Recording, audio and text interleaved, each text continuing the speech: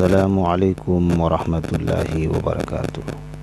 میرے عزیزوں، دوستوں، بزرگوں، بہت سارے لوگوں کو یہ شوق ہوتا ہے کہ میں بھی کچھ تعویذ دے دوں، میں بھی کچھ ایسا نقشہ دے دوں، کسی کا بھلا ہو جائے، کسی کا فائدہ ہو جائے۔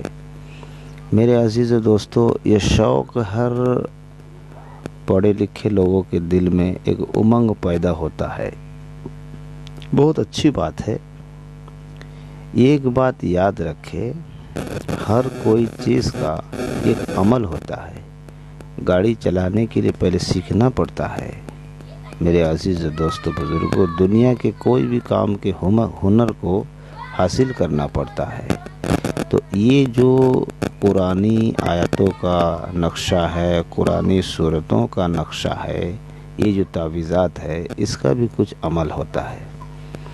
عمل کے ساتھ جو ہے تھوڑا سا کام بھی بہت کافی ہوتا ہے۔ عمل کے بغیر بہت سارا کام بھی ناکافی ہوتا ہے۔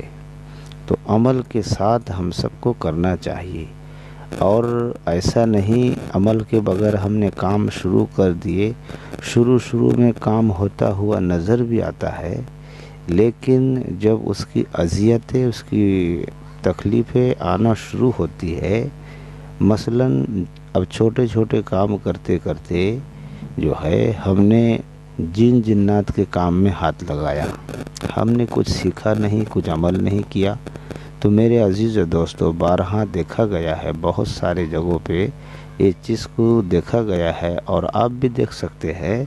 اب ایسے چھوٹے چھوٹے کام کرتے کرتے جن جنات میں بھی ہاتھ مارنے کا انسان کا ایک شوق آتا ہے، لیکن ہم کو اس کا علم نہیں، ہم کو اس کا عمل نہیں، تو پھر بجائے اس کو اچھا کرنے کے وہ وار ہم پر آتی ہے، یا تو پھر ہمارے پریوار پر اٹیک کرتا ہے۔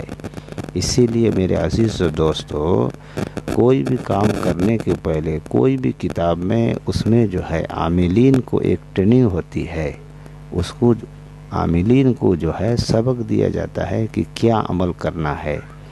اس کتاب کا نقشہ کو استعمال کرنے کے پہلے کیا عمل کیا جاتا ہے، اس کا کیا طریقہ ہے، اس کو عمل کیے بغیر وہ کام فائدہ دیتا بھی ہے، اور وقت آنے پر بہت زبردست پھر نقصان بھی ہو سکتا ہے۔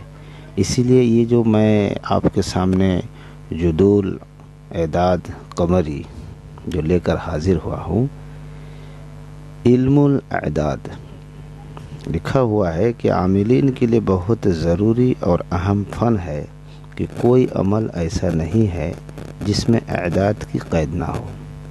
کسی آیت کا یا کسی اسم کا نقش و علم الاعداد کے بغیر بھر ہی نہیں سکتے۔ نقشہ بھرنے کا ایک طریقہ ہوتا ہے، وہ طریقہ کے بغیر بھر نہیں سکتے، اور اس کے بغیر بھرنے پر کام نہیں ہوتا ہے، الٹا جو اذیت بھی پہنچ سکتا ہے۔ تو اس کتاب میں اعداد نکالنے کے اور اس کا نقش بنانے کا طریقہ ہے، اور ضروری امور ان میں سے کس طرح سے کام لیا جا سکتا ہے، یہ تحریر میں دے دیا گیا ہے۔ اس میں جاننا ہے، سمجھنا ہے۔ میرے عزیزوں، اب یہاں الف لکھا ہے، با لکھا ہے، جیم لکھا ہے، دال لکھا ہے، ہا لکھا ہے، واو لکھا ہے، زا لکھا ہے۔